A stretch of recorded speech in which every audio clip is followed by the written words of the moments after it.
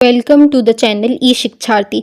जैसा कि मैंने आपको लास्ट वीडियोस में हिंट भी दिया था और पूछा भी था कि नेक्स्ट वीडियोस जो है वो हम PYQs पे कर सकते हैं, स्पेशली मैथ्स के, because some of you find it difficult to do it.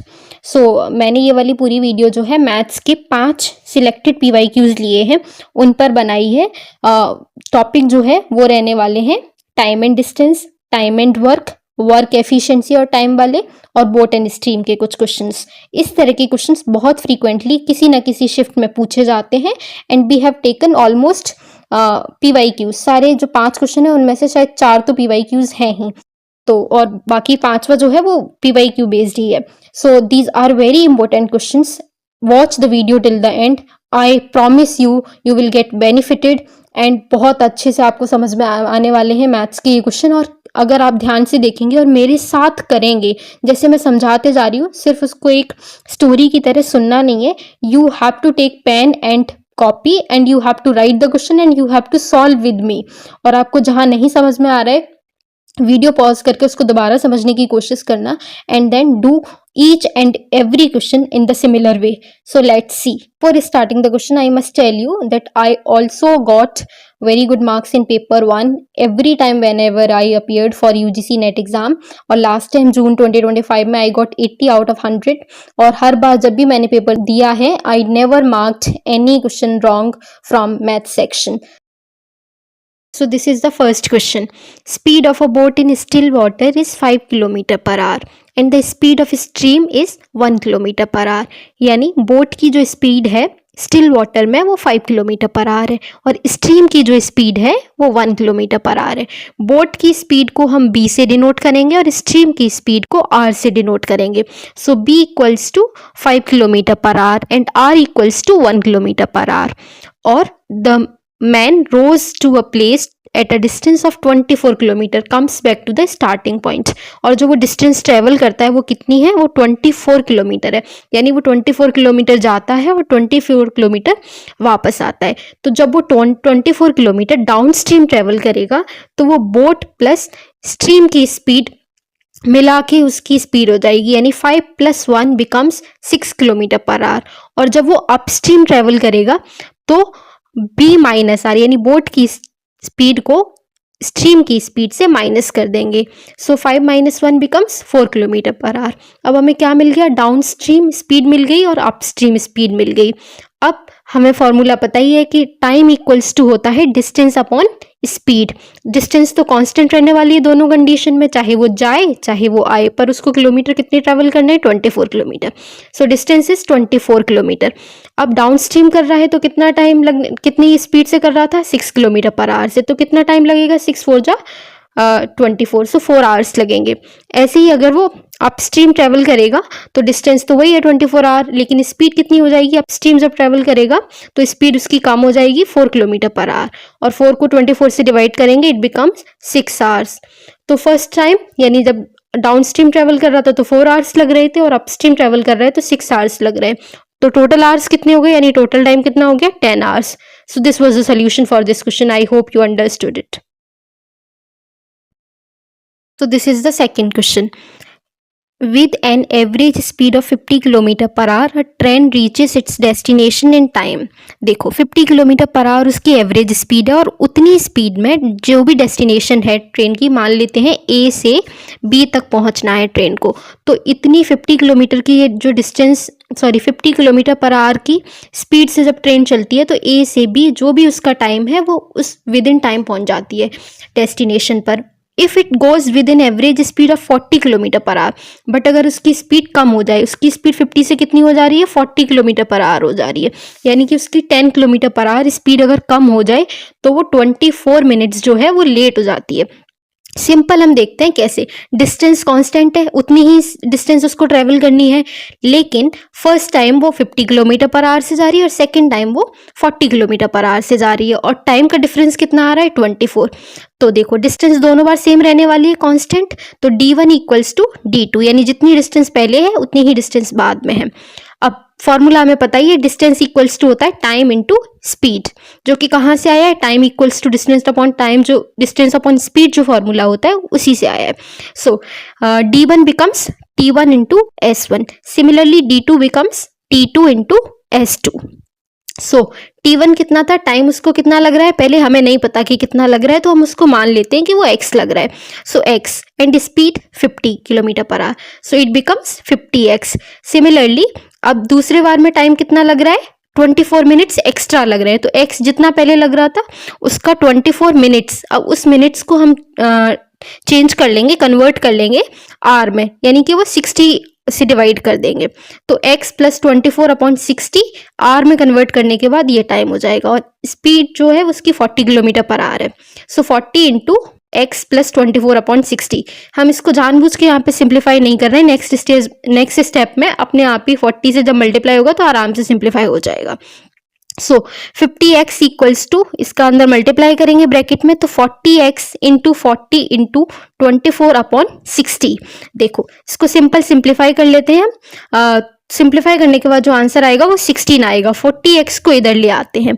50x minus 40x becomes 10x. So 10x equals to 16, x equals to 16/10 equals to 1.6. तो x की वैल्यू जो है वो हमारे पास आ गई अब कितनी, 1.6 कोई वैल्यू, यानी 1.6 आर उसको लगभग टाइम लग रहा है. ठीक है, अब हमें निकालनी है एक्चुअल में डिस्टेंस. तो डिस्टेंस के लिए फॉर्मूला वही है हमारा, इसी वाले में रख देते हैं. x की value T1 into S1, x यानी 1.6 आया, और स्पीड पहले से हमें पता थी 50 किलोमीटर पर आवर, तो 50 into 1.6 becomes 80 kilometre per our. तो ये टोटल डिस्टेंस जो है वो ट्रेवल करेगा. आप दूसरे वाले फॉर्मूले में भी अगर रख के देखेंगे x की वैल्यू तो यही आने वाली है सेम, बिकॉज डिस्टेंस दोनों तरफ से सेम है, कांस्टेंट है, तो 80 किलोमीटर ही आने वाली है. सो this was the solution. I hope you understood also. बहुत ही मैंने सिंप्लीफाइड वे में बेसिक से कराने की कोशिश करी है, ताकि जिनको बेसिक्स मैथ्स भी आता है दे कैन अंडरस्टैंड, और फॉर्मूला का यूज करके सिंपल याद करके फॉर्मूले को they can understand and do it well. So this was it. अब थर्ड क्वेश्चन देखते हैं. देखो ये ना एवरेज स्पीड वाला क्वेश्चन है, और एवरेज स्पीड वाले क्वेश्चन बहुत फ्रीक्वेंटली पूछे जाते हैं, and the people who are not aware with the formula they find it difficult to do it. So देखो सबसे पहले read the question. While going to office Ramesh travels at a speed of 30 kilometre per hour, यानी कि 30 kilometre per our की speed से Ramesh travel करता है. And on his way back he travels at a speed of 45 kilometre per hour, और आते time वो 45 kilometre per our से आता है. यानी वो जा रहा है 30 किलोमीटर पर आवर की स्पीड से और आ रहा है 40 किलोमीटर पर आवर की स्पीड से. तो S1 30 kilometre per our, S2 speed 1 and speed 2 45 kilometre per our. देखो एक फॉर्मूला होता है एवरेज स्पीड का, वो है 2S1 S2 upon S1 plus S2. इस फॉर्मूले में सिर्फ वैल्यू पुट करने से इस तरीके के कॉम्प्लेक्स क्वेश्चन जो आपको कभी कभी लगते हैं देखने में, वो भी आसानी से सॉल्व किए जा सकते हैं विद इन अ मिनट. कैसे, 2S1 S2 upon S1 plus S2 की सिर्फ वैल्यू रखनी है, तो 2S1 30 S2 45, ऐसे ही S1 प्लस S2 यानी 30 plus 45, 30 plus 45 becomes 75, and 30 into 45 1350. इसको सिंप्लीफाई कर लेते हैं. अगर आपको मैथ्स में सिंप्लीफाई करने में बहुत प्रॉब्लम होती है तो आप बहुत छोटे लेवल से 5 से सिंप्लीफाई करना शुरू कर दीजिए. बट अगर आपको सिंपल पता है कि ये 15 की टेबल में आता है, ये 15 9 जा 135 और 15 5 जा 75, सो 90/5 and 90/5 becomes 18. So 18 into 2 becomes 36 kilometre per our. तो कितनी होगी उसकी average speed, 36 kilometre per our. तो इस तरीके से हम एवरेज स्पीड के हर क्वेश्चन को बहुत आसानी से फॉर्मूले में वैल्यू पुट करके कर सकते हैं. सो this was it. Let's see the next question. तो नेक्स्ट क्वेश्चन हमारा है कि 108 मीटर लॉन्ग ट्रेन है जो कि 50 किलोमीटर पर आवर की स्पीड से क्रॉस कर रही है एक दूसरी ट्रेन को जो है 112 मीटर लॉन्ग. यानी तो दो ट्रेन्स हैं, एक है 108 मीटर लॉन्ग और दूसरी है 112 मीटर लॉन्ग. जब ये दोनों क्रॉस करेंगी तो जो डिस्टेंस ट्रेवल होगी वो इन दोनों की लेंथ का एडिशन होगा, यानी 108 प्लस 112. तो टोटल डिस्टेंस जो भी ट्रेवल होगी वो 220 मीटर होगी. और हमारा जो टाइम है वो 6 सेकेंड है दोनों को क्रॉस करने में लगने वाला, और स्पीड जो है 50 किलोमीटर पर आवर है ट्रेन फर्स्ट की. तो अगर हम 50 किलोमीटर पर आवर को पहले तो हमें यूनिट सेम करनी पड़ेंगी. अगर ये मीटर में है, ये सेकंड में है टाइम, तो हमें या तो स्पीड ये वाली मीटर पर सेकंड में कर लें या फिर ये किलोमीटर पर आवर में गिवन है, तो इन डिस्टेंस और टाइम को हम किलोमीटर और आवर में कन्वर्ट कर लें। लेकिन हम जब 50 किलोमीटर पर आवर को अगर हम मीटर पर सेकंड में चेंज करेंगे तो वो काफ़ी कॉम्प्लिकेटेड सी फ्रैक्शन बनेगी, जिसकी वजह से सॉल्यूशन बहुत कॉम्प्लिकेटेड हो जाएगा। तो सिंपल ये है कि डिस्टेंस को मीटर से किलोमीटर में चेंज कर लेते हैं और ऐसे ही टाइम को 6 सेकेंड से आवर में चेंज कर लेते हैं, तो 3600 का डिवाइड हो जाएगा। It will become 1/600 hour. ठीक है, अब हमारे पास क्या है, टोटल डिस्टेंस हमें पता है कितनी लगने वाली है, टोटल टाइम हमें पता है इतना लगने वाला है, लेकिन एक ट्रेन की स्पीड पता है और दूसरे की पता नहीं है, और वही हमसे पूछा गया है। सिंपल फॉर्मूला हमें जो है वो पता होता है कि time equals to distance upon speed. Time कितना लगने वाला है, 1/600। डिस्टेंस कितनी रहने वाली है, 0.22 किलोमीटर। सबकी यूनिट्स जो है वो सेम हो चुकी हैं, तो कोई इशू नहीं आने वाला। और जो स्पीड है वो दोनों को कंबाइंड स्पीड, यहाँ पे कंबाइंड स्पीड से दोनों ट्रेन एक दूसरे को क्रॉस करेंगी। सो 50 प्लस एक्स, यानी कि फर्स्ट ट्रेन की जो स्पीड है वो 50 किलोमीटर पर आवर और दूसरी वाली की हमें पता नहीं है, तो जिसको हमने x माना हुआ है। 50 प्लस एक्स, सिंपल इस इक्वेशन को हम सॉल्व कर लेंगे। ये इधर आ जाएगा और ये इधर, तो 50 plus x equals to 600.22 into अगर 600 करेंगे it will become 132। So x equals to 132 minus ये इधर आ जाएगा 50, तो x equals to 82 kilometre per hour. x क्या था हमारे, क्या माना था हमने, x speed of second train, तो स्पीड ऑफ सेकंड ट्रेन कितनी होगी, 82 kilometre per hour. So this was the solution. Let's see the next question. सो इस वीडियो का लास्ट क्वेश्चन देखते हैं हम, और ये वाला टाइम एंड वर्क और उसी एप्लीकेशन पर बेस्ड है। ये basically work efficiency and time वाला क्वेश्चन है। ये सिंपल फार्मूला होता है work equals to efficiency into time, जिससे ये सारे इस तरीके के क्वेश्चन सॉल्व होते हैं। तो let's read the question first. A man can do a work in 10 days. A man along with a boy can do the same work in 8 days. Did you get something? कि same काम है, काम कम या ज़्यादा नहीं हो रहा है, बस अकेला मैन कर रहा है तो it is taking 10 days, and man plus boy कर रहा है तो 8, मैन प्लस बॉय कर रहे हैं तो 8 days लग रहे हैं। तो दोनों की एफिशिएंसी का रेशियो निकालना है। देखो, एक तो इसको शॉर्टकट करने का बहुत तरीका है, जो भी अगर इसको बेटर समझ सकते हैं उनके लिए it is good to do it, but अगर मैंने पूरा सोल्यूशन भी नीचे बताया हुआ है। तो सबसे पहले शॉर्टकट देखते हैं, जिसमें क्या है कि मैन को कितना टाइम लग रहा है, 8 days। मैन प्लस बॉय को कितना टाइम लग रहा है, मैन को 10 days and man plus boy को 8 days। तो टाइम जो है उनका 10 और 8 है। अब इस पूरा वर्क निकालने के लिए हम क्या करेंगे, इसके एलसीएम ले लेंगे 10 और 8 का।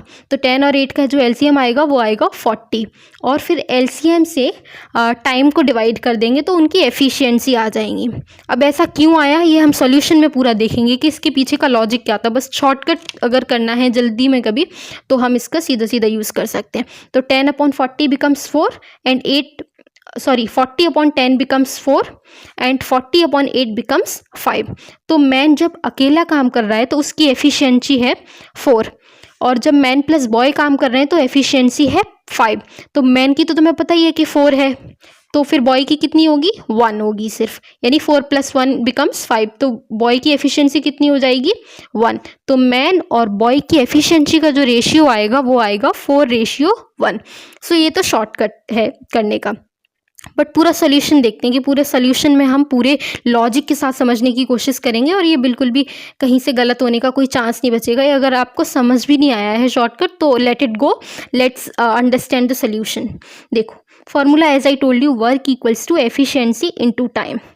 तो वर्क हम निकालते कैसे हैं, वर्क का सीधा निकालने का वो तरीका है कि जो भी टाइम दिया है उसका अगर एलसीएम ले लेंगे तो वर्क आ जाता है यूनिट में। सो 10 एंड 8 days थे रेस्पेक्टिवली मैन प्लस बॉय के लिए। सो दोनों का रेशियो निकालेंगे तो 40 यूनिट आएगा, यानी वर्क कितना है, 40 यूनिट। 40 यूनिट काम कराना है हमें किसी से, तो मैन जब ये 40 यूनिट काम कर रहा है तो उसको टाइम लग रहा है 10 days, यानी 40/10 बिकम्स एफिशिएंसी ऑफ मैन, जो कि हो जाएगी 4। सिमिलरली 40/8 जब मैन प्लस बॉय दोनों काम कर रहे हैं तो 40 यूनिट काम है, 8 उनका टाइम लग रहा है दोनों को मिलके, तो efficiency becomes 5। 40/8 equals to 5।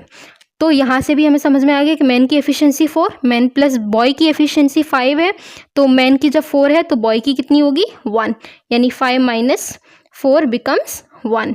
So boy की एफिशिएंसी 1, मैन की 4, और मैन और बॉय का रेशियो देखेंगे एफिशिएंसी का तो 4:1।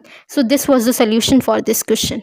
तो these were most important 5 questions of maths जो कि टाइम एंड डिस्टेंस वाले चैप्टर से थे, उसी के एप्लीकेशन बेस्ड होते हैं, time and efficiency and boat and stream. So these were very important questions, I hope you got it. अगर आपको कहीं पे कोई प्रॉब्लम हो रही है स्टिल समझने में, then you can write in the comments so that I can make it better next time. And next video will be on percentage. I hope you like it and you find it helpful for you. So don't forget to subscribe the channel and let me know in the comments what else I can do.